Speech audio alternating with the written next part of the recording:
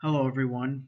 This is Jonathan Burness talking to you all again on my ongoing web series, Teaching the History of Poetry, um, which is an attempt to discuss the history behind this admittedly undervalued art form. And I hope this will add a lot of dimensions to this art so that the general public, especially in the United States, can take poetry more seriously.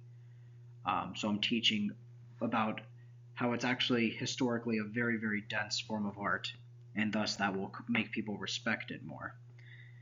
So I'm talking about a very niche European type of poetry called cricket poetry, which is just a tendency scholars have noticed between a very long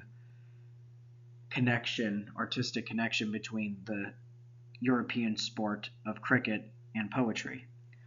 And I call this a lyrical oxymoron because, sports and poetry is an oxymoron. I think they're about as far as you can get from each other in human domain. Um, but somehow, poetry is such a wide form of art that it even has a lot of space to use sports as a theme.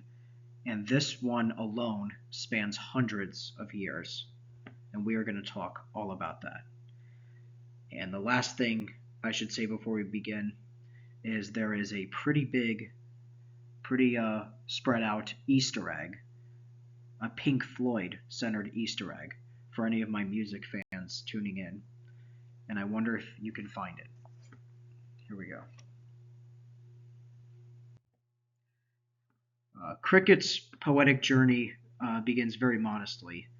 In 1704, a Bristol schoolmaster wrote of the new game, and 40 years later, James Love wrote a long celebratory match report in verse. So imagine like a young Byron playing Harrow versus Eton and later recalling cricket's manly toil in his verse. Cricket was already part of the literary scene. The sport was hailed as a glorious, manly British game in these early rhymes. And centuries later, Roy Harper would capture that same childhood joy. Quote unquote, I remember Pat Tetley and romping in grass, proving that the playful wonder of the cricket field has sustained across centuries. In Victorian England, cricket took on a moral glow. Newbolt's Vitae Limpetta paints a scene. There's a breathless hush in the close-to night, 10 to make the match to win, linking schoolboys at play to soldiers in battle. He also famously ends with play up, and play the game. Francis Thompson's At Lord's looked back with a sigh at 1878's drawn test. Its field, full of shades, became the title of history books. Even Victorian satirists got in on the act. Punch lampooned a dreadfully slow innings by recasting Tennyson's Break, Break, Break as a cricket limerick. The game had become woven into the empire's story and the nation's imagination. So after the Great War, cricket poetry often mingles sweetness with a touch of irony. In the trenches, Sassoon wistfully imagines soldiers, quote unquote, dreaming of things they did with balls and bats. Cricket as an escape from the horror. Back home in the 1920s, Conan Doyle, in a break from Sherlock Holmes, penned an ode to Grace's cricketing heroics, and Wodehouse wrote witty ballads celebrating cricket's absurdities. By the 1930s, Benjamin was writing about cricket as childhood revere. He jotted a schoolboy fantasy of a match. We had 76 for 7, and they had C.B. Fry. end quote. A playful, hazy memory that speaks of innocence and fix-it-later nostalgia. The era's poetry shows cricket as both a cherished memory and good-natured fun, which obviously is seen as a juxtaposition with the horror that many of these soldiers that grew up on it had to endure by reflecting on it in their time of the war. Um, by mid century, the tone turned quieter, but still pretty rich. Harold uh, Pinter wrote just a few lines as an entire cricket poem, dripping with nostalgia. In far off Australia, Les Murray's The Aboriginal Cricketer uses the game to explore cultural history. Meanwhile, in England, Roy Harper, the musician, took the field. He penned a gentle sung poem for an old teammate, and in 1992 released 300 words, combining cricket, politics, and memory. Um, we'll come back to that as our recurring theme. Later poets such as Alan Ross still wrote evocations of test matches at Lord's.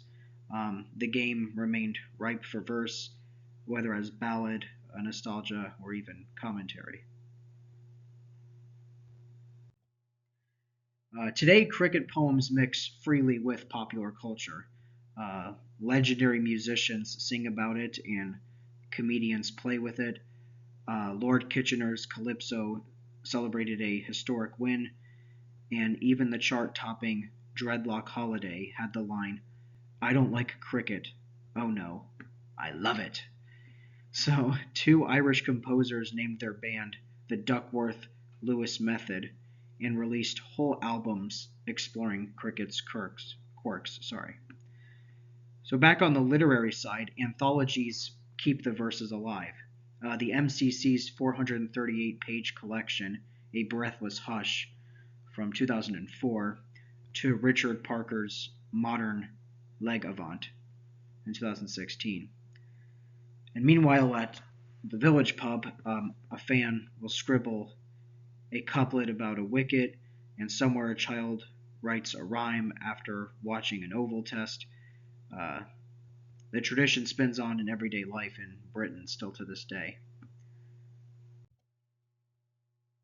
So deep down, poets use cricket as a mirror.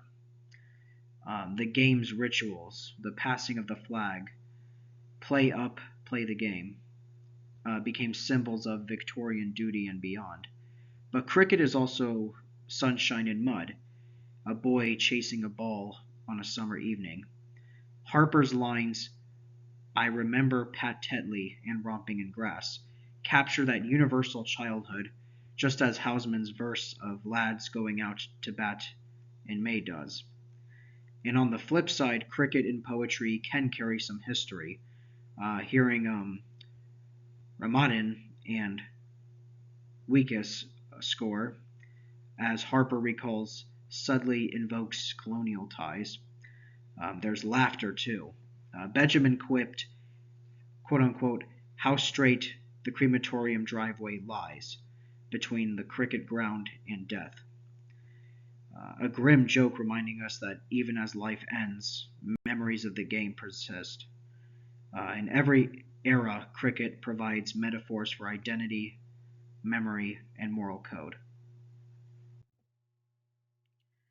We return again to 300 words as one recurring theme. Harper's narrator looks back on a 1970s Lancashire match through childlike eyes.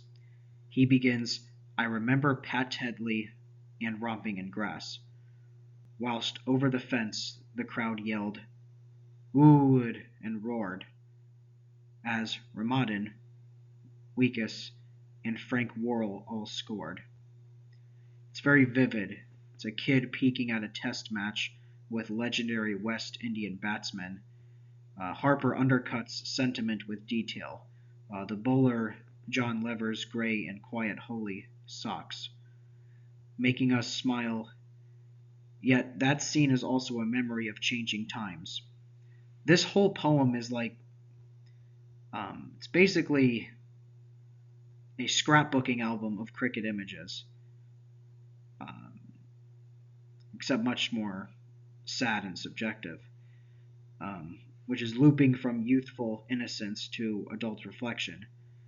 And as a sort of leitmotif itself, its lines um, are rather rather relevant to this lecture, showing how cricket poetry can be both deeply personal and rather expansively historical.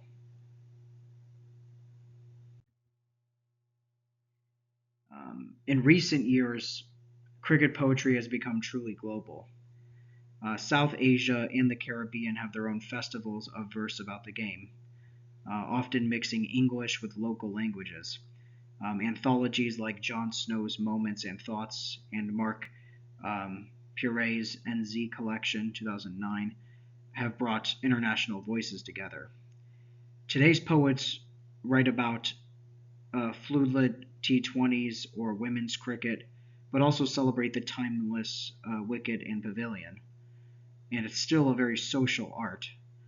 Club members share impromptu ditties on a closing day, fans record spoken word performances, and blogs debate the best cricket couplet. The ritual continues.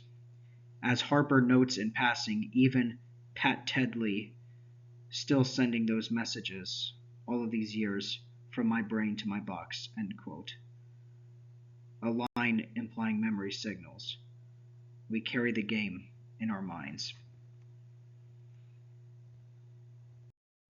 So, to conclude this lecture, as Benjamin quipped out life's boundaries, quote unquote, between the swimming pool and cricket ground, how straight the crematorium driveway lies, end quote.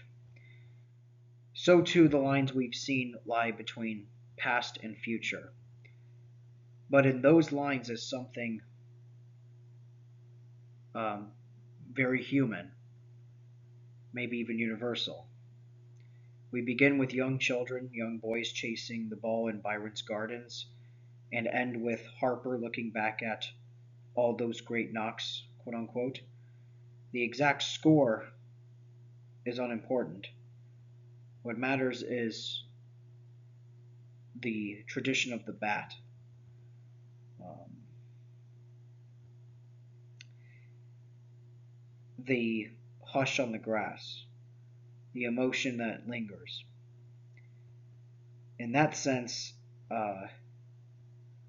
every cricket poem um, is like almost the end of a song, um, like the end of a really relatable song. The music fades out, but the feeling does anything but that.